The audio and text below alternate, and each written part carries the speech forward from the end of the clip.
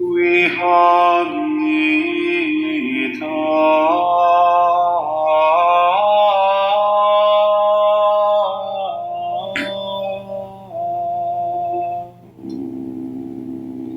adiutorium altissimi.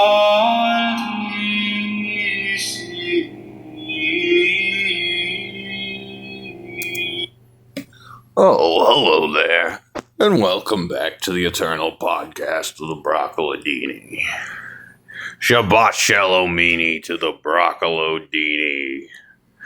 This week on the show, our topic is going to be occultism, magic, and esotericism. And in the course of this topic, we will discuss ancient Persia, Chinese medicine, early Christian magic, alchemy, demonic conjuring, Aleister Crowley, and chainsaw juggling. Occultism. Everybody's into it these days. But what exactly is it? Well, the word occult comes from the Latin word for hidden, thus indicating that occultism is a hidden tradition, or the hidden tradition that stands alongside the more visible tradition may be implied. Occultism. It's more fun than juggling chainsaws. Some will tell you more dangerous than juggling chainsaws. And yet, in my opinion, it does not kill nearly enough occultists. The occult tradition is buried in worldwide mystical practices, yet especially the mystical practices of the ancient Mediterranean to Southeast Asian world. In the earliest days of ancient Greece, there were the Goetes, a type of magical sorcerer who the everyday Greeks were never all too fond of. In fact, anytime anything went wrong, average everyday Greeks always assumed a Goethe living in a cave somewhere outside the village was probably responsible.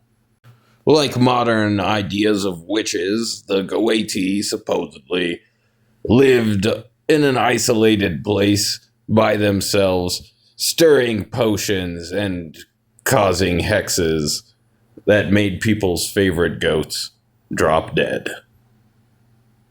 And all that feta cheese is suddenly gone to waste. But the Greeks would soon be overtaken by a people whose magical tradition was much more stunning and shocking than Greek concepts of the Goethe, and which changed the Greeks' perception of magic forever. Yes, the ancient Persians, after conquering most of the known world at that time, marched into Greece with flags and banners, despite the best efforts of the guys in the movie 300. And when they did, they brought a whole culture and many concepts and cultural notions that Greece itself had not ever experienced from the inside before. And though Greece wasn't fond of everything the new occupiers brought, they were quite fond in the end of the Persian religion. And the practitioners of Persian religion were a group or caste of individuals called the Magi. And it is from the Latin term for them that I just mentioned that we get the word magic. And Persians did a kind of magic that, in the Greek mind, not only wasn't scary, but had a divine sort of shimmer to it, using beautiful magical objects to call down favor from the gods in hope and searching for positive results was something that the Greeks could inevitably and eventually get behind real well. As many of us know, Ancient Egypt was also well known for its magical practices. But unlike the ancient Persian Magi, many of whom roamed the countryside, practicing their ways as they would wherever they might like, the Egyptian form of magic was practiced behind closed doors for the elites of society and was kept mostly hidden from common eyes. Thus, only whispers of Egyptian magic are truly mentioned in most Greek sources, without true hands-on experience. Much of what we know of ancient Egyptian magic is that by using likenesses and names and words of power, they were supposed to conjure up all manner of phenomena. And across the globe in ancient China, Taoists were developing their own highly complicated systems of magic, astrology, and alchemy. While just down the road in India, yogis were developing their own complex systems of magic and meditation. And much of all this, by Greek and later Roman assimilation, became translated into the Roman high magic of the late pagan era and the bizarre Christian magic of the early Roman Christian era, in which bizarre sects of Christianity, which are today called Gnosticism, roamed free, imparting philosophies into various churches without really any hegemony of Christian teachings or officials to hold them back, as Christianity was at this time not yet the state religion of Rome, but Rome's public enemy number one. Gnostic sects held a wide variety of beliefs, but the uniting factor was that magical and mystical traditions from the entire pagan world of the Mediterranean, Middle East, and ancient Southeast Asia had a large influence on them. And this being because of the cosmopolitan ancient Roman imperial context in which they occurred. Most Gnostic sects did things that, or believed things which, in terms of modern mere Christianity, are insanely heretical, but at the time were passed off as regular Christianity to the people who were gathering around the cross. Some Gnostics believed that the creator God of the Tanakh, what they call the Old Testament, was actually an evil demon created by an angel who was mucking around behind God's back, and that Jesus is the messenger from the true high God of the true message of liberation from the prison formed by this strange demon, who is often depicted as a snake with a lion's head. Maybe a lion with a snake's body. It's not entirely clear. Others believed that Jesus Christ was a magical sorcerer on top of being the Jewish Messiah, the one God, and whatever else you can heap on the guy. Many Catholic rituals are, in fact, steeped in ancient pagan magics, especially those of the Persians and Egyptians, that became very popular in Roman times and were carried by the Romans into Christianity. The entire ritual of the Eucharist, that is, the taking of the communion, is believed by most to come from an earlier ancient Egyptian magical ritual of consuming the god and becoming like unto them, or communion with the flesh of the gods being the world around us. Trippy stuff, my guy. But the Roman era dwindled and the Dark Ages and medieval period came upon us. And in these times, magic took a new and interesting form, with a couple categories of clear inspiration. One of these is alchemy. The word alchemy is supposed to come from the Arabic alchemy, that is, of Egypt, or perhaps the art of Egypt. And the general consensus is that what we think of as alchemy began in its earliest forms as some sort of practice, some sort of mysterious practice of the inner circle of the ancient Egyptians. Most alchemical texts would have been translated into Greek by Greeks who had experienced these things in Egypt, being privileged enough, and then later into Arabic. And Arabs took alchemy very seriously and wrote many texts, which were later translated into Latin by curious Christians. Alchemy was a art, magical, semi-magical, chemical, scientific. At the time, it was certainly what passed for high science, and even modern scientists and chemists will often admit that their earliest origins are in alchemy. Alchemy was the art of combining the various elements, so as they were thought of at that time, to try to create a perfect matter. This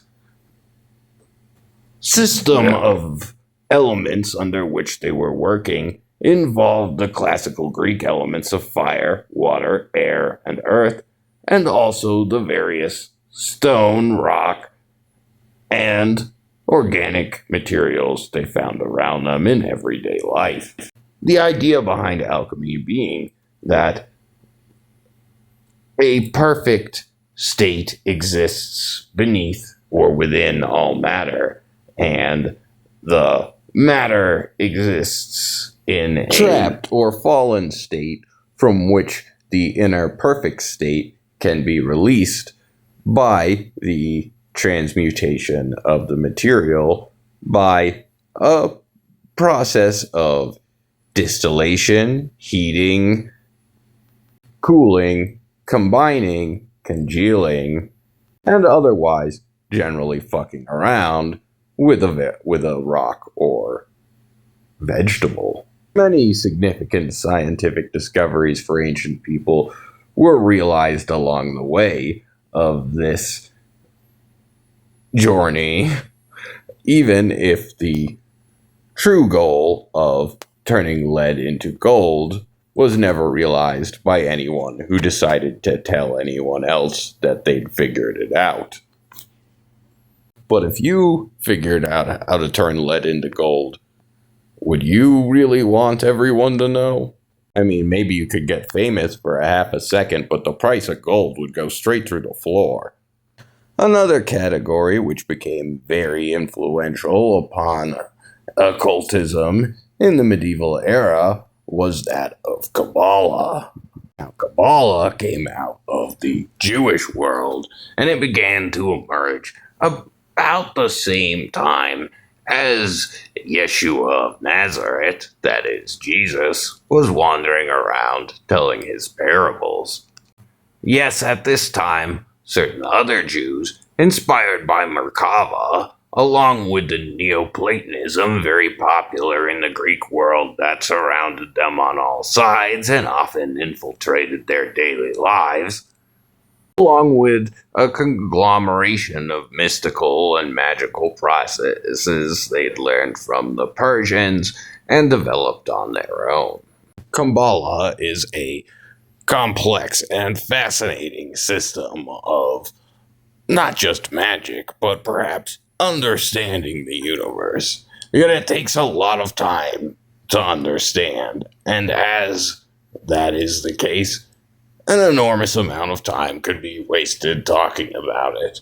And so, I would like to encourage my listeners to learn a little bit about Kabbalah today. And if you want to learn about Kabbalah from a great writer, I would recommend it none other than the famed occultist of the modern era, Israel Regardie, who was Aleister Crowley's secretary for a little while, and who is pictured in the background image of this podcast today. His book, A Garden of Pomegranates, is perhaps the best piece of work on Kabbalah, in my opinion, that I have ever read. Moving on to the final category, which had major inspiration on the occult scene of the medieval era, which would be astrology. Astrology came from the ancient Greek and ancient Chinese worlds, and astrology continued to be extraordinarily popular throughout the medieval era, even in a Christian European context. Everyone likes a horoscope now and then, and though this basic astrology that we are often presented with in our little news feeds is oversimplified and stupid, a lot can be said for astrology that I don't have time here for today. Which is why, without further ado, I will move on into the Renaissance period. Now, the Renaissance broke much of the hard Christian control over Europe into a nice, softer Christian control of Europe. And this allowed occultism to gain a popularity it had not seen in about 1,000 years. Kabbalah, astrology, and alchemy, often combined together, exploded onto the scene of Renaissance Europe. And with this came some new and interesting introductions. Goetia, whose root word comes from those very same Greek goetes we were discussing earlier in the episode, is a magical art for conjuring demons, which purports itself to be amongst the writings and practices of King Solomon, but which we first see in the historical record popping up in Renaissance Europe. Indeed, Renaissance magic is much focused on angels and demons, and the other big form which came about at this time was the Enochian magic of John Dee. And John Dee's existence goes to prove how popular occultism really became in the Renaissance, as John Dee wasn't just a strange witchy guy in a hovel somewhere, but the personal advisor to the Queen of England. As the modern era arose, these various forms of magic, which had become increasingly syncretized and mixed with each other over the ages by practitioners who often combined each one into their own practical form of magic, got passed around on pieces of paper by high-level Freemasons, some of whom decided to create special magical orders of their own in their free time. And one of these, perhaps the most notable, was the Hermetic Order of the Golden Dawn, which played host to not only Aleister Crowley, but later on Israel Regardie. And it is in fact the spilled secrets of the Hermetic Order of the Golden Dawn, and the secrets spilled in particular by Aleister Crowley and Israel Regardie, really the first occultists in well over 1,000 years to break all their oaths and write about every single thing they'd learned, more or less. Which forms the backdrop of our modern occult world. And thanks to them, the occult world today is filled with a great deal of inspiration and a great deal of variety. The founders of Wicca and chaos magic alike were students of Aleister Crowley, and Anton LaVey, the founder of modern Satanism, took on a great deal of inspiration from Crowley's works. Oh, it sounds like Satan popped in there. He had something to say. I didn't exactly hear it. What was that, my guy? Anyway, next time. I'm kidding, that was a motorcycle. I'm smoking a lot of weed. I gotta keep my Chaos Magic was founded by Austin Osmond Spare, who was another student of Aleister Crowley. And Chaos Magic involves taking the ideas and forms handed down through the ages and distilled by Aleister Crowley into a working system outside of that system into whatever the fuck you might like. And chaos magic is popular with lazy people around the world. In protectione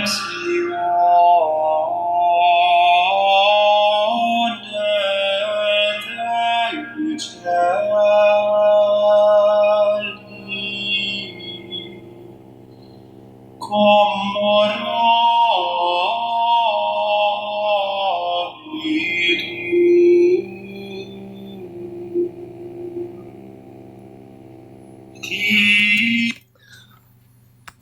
Thank you for listening to the Eternal Podcast of the Broccolodini. The Eternal Podcast of the Broccolodini is brought to you by your mother and by Chonobis, World Human Soul Enslavement Solutions. I hope you enjoyed listening to this episode almost as much as I enjoyed making it, which is to say, at least a little bit. Shabbat Shalomini to the Broccolodini. Until next time, my friends, don't let Aleister Crowley bite your ass on the way out.